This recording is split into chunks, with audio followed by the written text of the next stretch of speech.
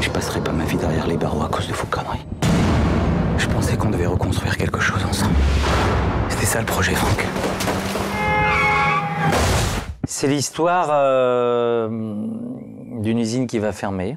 Donc le gars avec ses camarades sent qu'il va perdre son boulot. Ça fait sûrement plus de 20 ans qu'il bosse dans cette usine. Et on entend que cette usine va fermer et que le directeur de cette usine, qui est franchement pas content, qui se méfie du bordel que ça va faire, gueule lui-même et on lui dit qu'on a laissé quand même une petite valise de pognon quelque part pour lui. Et de là part, voilà, ce bonhomme ordinaire va se retrouver confronté à... Voilà, il va faire des choix, il va faire des choses, il va emmener un camarade qui est Yvan Attal. Qui décide d'aller braquer ce pognon. Il déménage les machines de production, ce week-end. Plus d'indemnité, rien. On sera tous à la rue comme des chiens. Je peux plus supporter tout ça. Tu veux quoi, les braquer?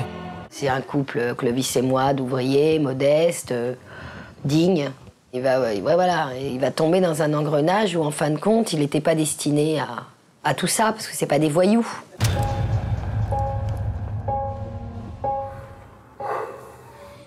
Qu'est-ce qu'on fait? Franck, faut y aller. Qu'est-ce que je deviendrais sans toi? Le scénario est juste, le scénario est touchant, c'est un polar, mais effectivement, les personnages trouvent leur motivation dans une réalité sociale. Max, c'est un personnage que j'aime beaucoup parce que c'est quelqu'un qui est désespéré. C'est quelqu'un qui est seul, qui est exclu, qui se sent exclu et qui est passé de l'autre côté. Ça veut dire c'est un type qui est devenu... qui a plus de repères, quoi. Donc c'est un type un peu dangereux. C'est un thriller social ou politique, je sais pas comment on pourrait dire. C'est un film qui parle de nous, qui parle des gens. Et Christophe Ruggia, le réalisateur, a on sent qu'il a un amour comme ça pour les gens, donc il les filme bien. Il raconte les histoires bien, il est avec, et on était tous en empathie avec son film, donc ouais, je trouve que ça se voit. Allez, on y va! Les mains sur la tête! Il y avait l'idée de faire un film noir, parce que le film noir est né de la crise de 29, des années 30. Pendant l'écriture, se sont déroulés tout un tas d'événements en fait, qui sont venus. Il y a eu la crise de 2008. Tout a tellement changé en fait, dans le rapport entre le monde du travail, le patronat et l'État, derrière, que du coup, je réécrivais au fur et à mesure, en fait, voilà, parce que je voulais faire un film d'aujourd'hui, qui parle d'aujourd'hui, qui parle de la société française aujourd'hui, qui parle de ce qui reste du monde ouvrier. C'est toi qui m'as entraîné dans cette merde, Franck. Et j'ai sauvé ta peau.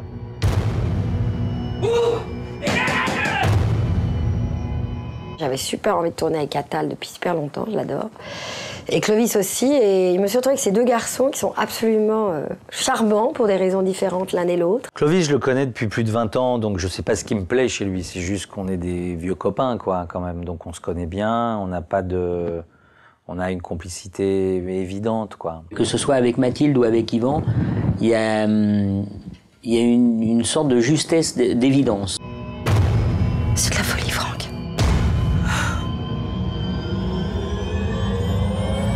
Je veux pas de cet argent. Tu veux que je prévienne la police ou c'est toi qui t'en charges?